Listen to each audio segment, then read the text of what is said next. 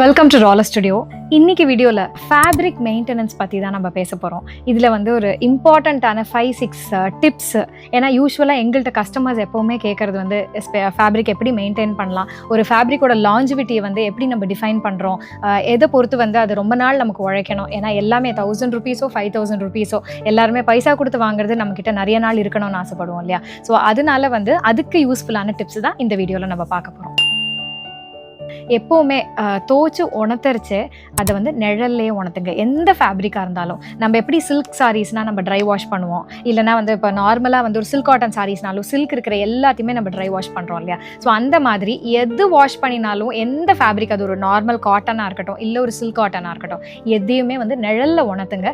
அது நல்ல சன்ட்ரைனா டைரெக்டாக சன்ட்ரை ஆகாமல் இருந்துச்சுனாலே வந்து ஃபேப்ரிக்கோட லைஃப் வந்து நல்லாயிருக்கும்.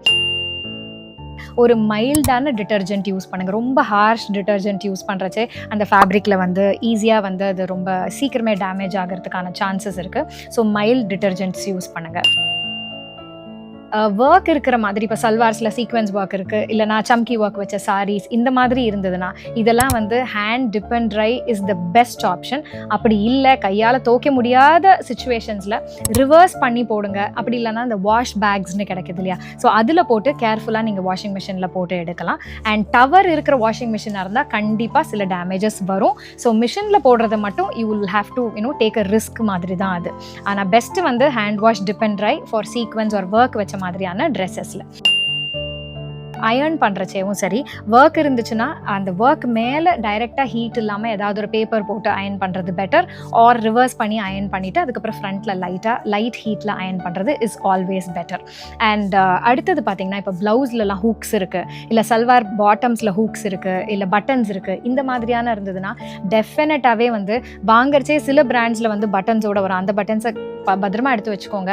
அப்படி இல்லை பட்டன்ஸ் போச்சுன்னா நீங்கள் வந்து ரீப்ளேஸ் பண்ணுற மாதிரி இருக்கும். ஏன்னா இது எல்லாமே ஹேண்டில் ஸ்டிச் பண்ணுறது. ஸோ அதனால வந்து இது மிஷினில் போடுறச்சே கண்டிப்பாக பிஞ்சு வரதுக்கான சான்சஸ் இருக்குது. ஸோ அதையும் நீங்கள் வந்து ரொம்ப கேர்ஃபுல்லாக வந்து ஹேண்டில் பண்ணணும். நம்ம எப்படி நம்மளோட பாடிக்கு வந்து இப்போ ஒரு எண்ணெய் தேய்ச்சி குளிக்கிறோம், நம்ம வந்து சாப்பிட்ற சாப்பாடு வந்து ஹெல்த்தியாக இருக்கணும்னு நினைக்கிறோம், அதே மாதிரி தான் ஃபேப்ரிக்கு அந்த கேர் எடுத்துக்கிறச்சே அந்த ஃபேப்ரிக்கோட லைஃப் வந்து கண்டிப்பாக லாங்காக இருக்கும். So take care of each and every fabric that you buy. Happy shopping at Raler studio.